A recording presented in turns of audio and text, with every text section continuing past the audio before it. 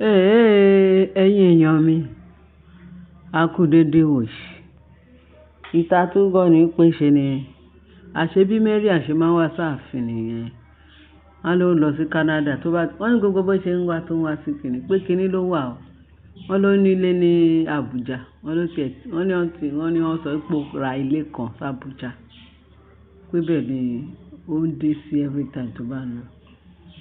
Every time pé bó ṣe ń bọ̀ láti ọ̀hún yẹn pa Abuja ló dé sí. Ó ti dé sí Abuja. Ó kàn wá sí ààfin ni. Wọ́n ló máa ń wá sáàfin pé àṣé kábíyèsí ti kìlọ̀ fún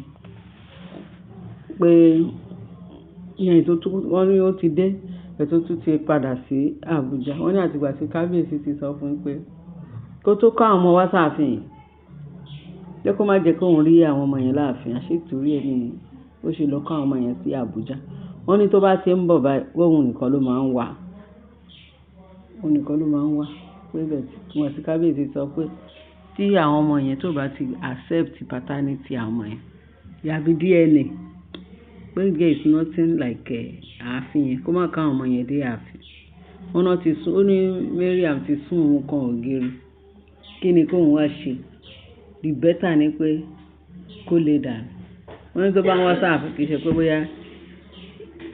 ó yìí wà nínú àwọn ìyàwó kábíyèsí. Wọ́n nígbà tí kábíyèsí bá sọ fún tó bá kàn ti dọ̀rọ̀ DNA test pé ó máa ń sá. Tó wá tún rí pátẹ́gùn ti fẹ́ sá tó wá kábíyèsí kó jẹ́ kó ṣe gbá. Wọ́n ní tó wá ń ṣe ń sìn ni pé kí kábíyèsí jọ kí kábíyèsí accept àwọn ọmọ méjì òun pé kò sí bàbá kan níbì kan. Wọ́n ní PE ẹ̀tàn sọ pé òun ló ní oyún òun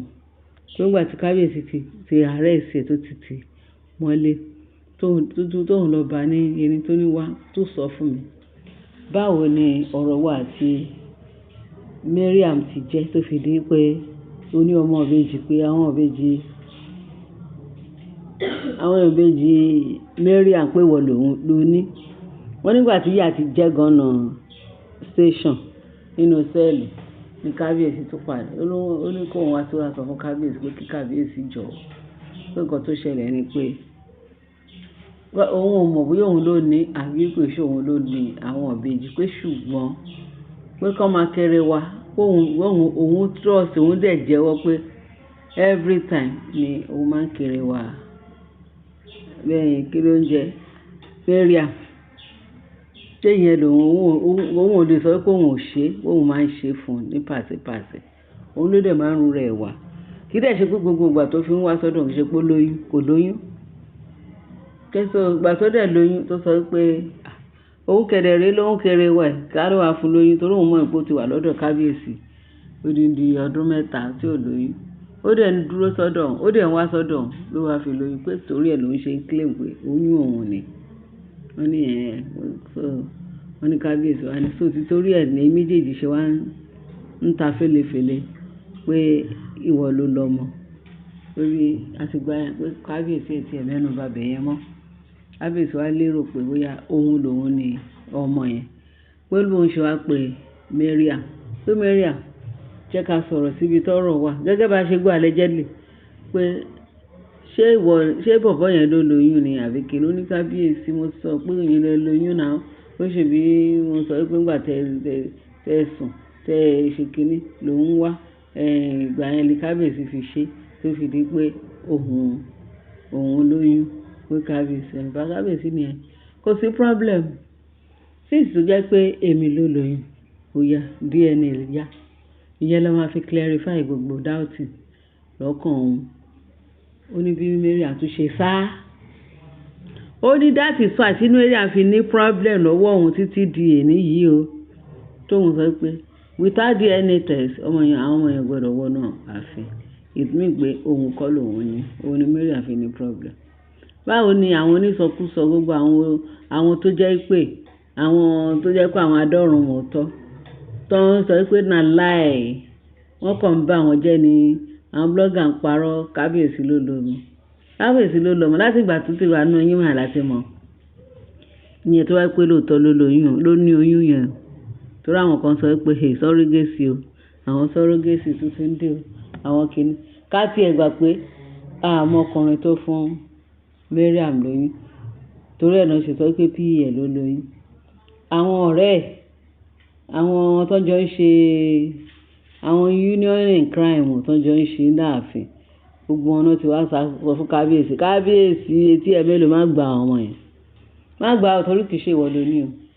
àwọn PA fún àwọn ọmọ ìtọ́ àwọn tó lóyún àwọn ọmọ gbogbo boyfriend àwọn ara wọn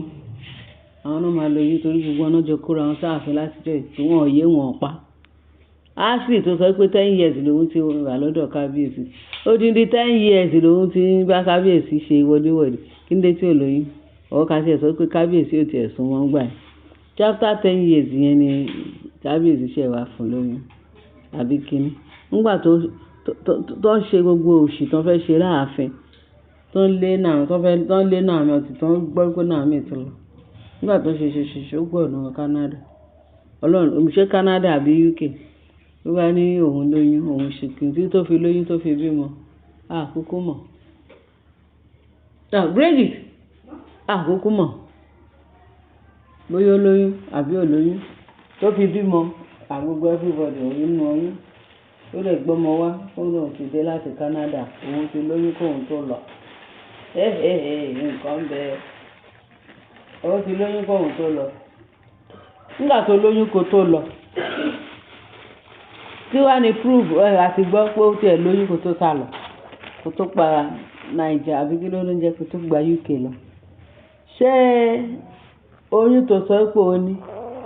káàkiri wá pé ó bímọ yẹn wá gbé wá kí ló dé tó dẹ̀ dúró fún kábíyèsí ṣe bí ẹ̀mọ̀ olóòṣè ẹ̀ mọ̀ pé nǹkan tí ó ń bẹ lẹ́fà ó ju èje lọ kàn ṣe rí ẹ̀ kí ni kábíyèsí fẹ́ fi ní ìdánilójú pé òun lòun ni ẹ̀yin lẹ kó bára yín ẹ̀yin lẹ fìyà jẹra yín ẹ̀yin dẹ̀ lẹ fún àwọn èèyàn ní ọ̀rọ̀ láti sọ tó bá sọ̀sọ̀kúsọ sí yín láti ní dọ́là di ọdún 25 kábíyèsí kọ́ ni ó lọ mọ̀ àfi kẹ́ lọ prove ẹ̀ tó wá pé kábíyèsí ló lọ mọ̀ ẹ lọ prove ẹ̀yin ìka wọ̀nyí ẹ gbàdúrà pé kí àwọn ọmọ yín kóbìnrin kankan kó má yà obìnrin burúkú kó má yà sílẹ̀ ọ̀dọ̀ àwọn ọmọ yín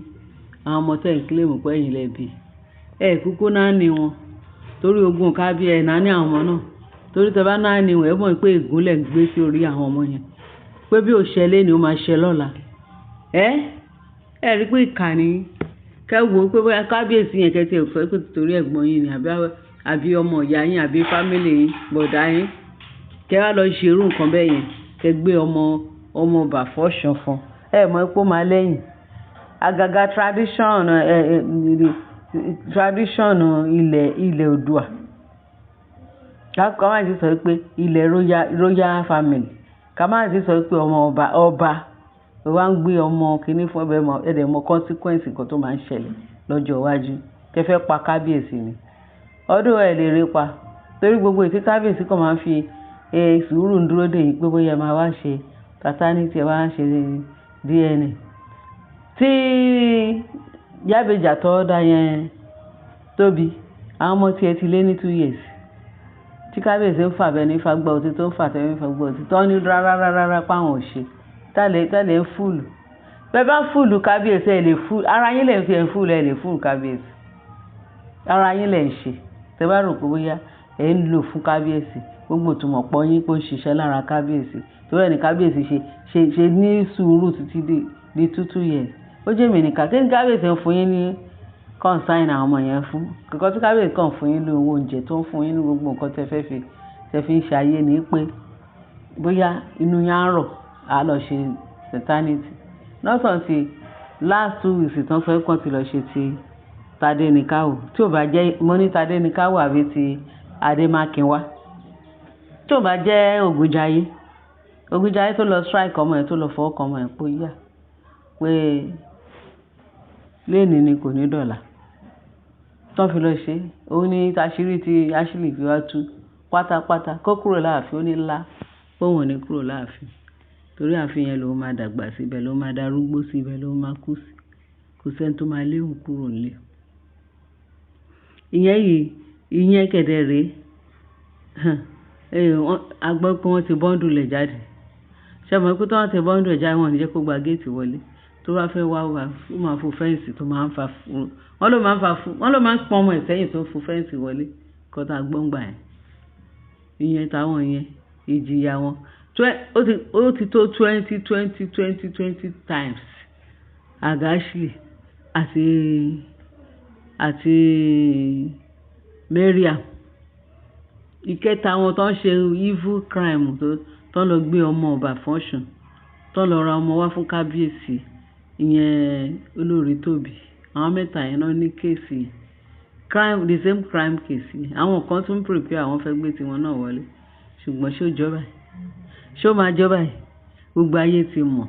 gbogbo ayé dẹ̀ ti gbọ́ pé wọ́n lọ ra ọmọ wá láti ta wá fún kábíyèsí tí kábíyèsí bá fẹ́ gọ̀ wọ́n wá mú pẹ̀lú òtúrùpọ̀ ní òtúmọ̀ pọ̀ ní òkè ṣe pé kábíyèsí kọ́ máa fojú lásán lọ gba ọmọ tóun ò mọ̀ bóyá òun ló fún lóyún àbí agasi mary ìyẹn ti wà glaring ó lóun mọ̀ tí ìgbà tí kábíyèsí tó wà tí ò mọ̀ tí ò lóyún ìwà tó wà lọ gbóyún láti ta ó wà ní kábíyèsí ó possible pò gbóyún ó possible pò gbóyún gẹ́gẹ́ bí a ṣe gbọ́ bóyá ó gbóyún kan o bóyá ó dẹ̀ ra kan mọ́kàn ni bóyá ra méjèèjì ọlọ́run ló yé ọlọ́run nìkan ló yé ẹ̀yin èèyàn mi lórí ibi téèyàn sí ọlọ́run bẹ́ẹ̀ ẹ ṣe ẹ̀yin èèyàn mi ẹni kí wọ́n ní kábíyèsí ni tí ó bá fẹ́ kọ́ àwọn ọmọ wá sí ìbẹ̀bẹ̀ tó bẹ̀ ní pé òun fẹ́ pa ìkóhùn kọ́ àwọn ọmọ wá sáfẹ́ kábíyèsí nínú pé ọ̀tí tó bá ṣe paternity kí gbogbo everybody mọ̀ pé ó ti ṣe paternity orí ẹni òun máa accept ẹ̀ láyọ̀ ó ló máa celebrate ẹ̀ láyọ̀ ọ̀tọ̀ fún Naomi fún Mariam pé ṣùgbọ́n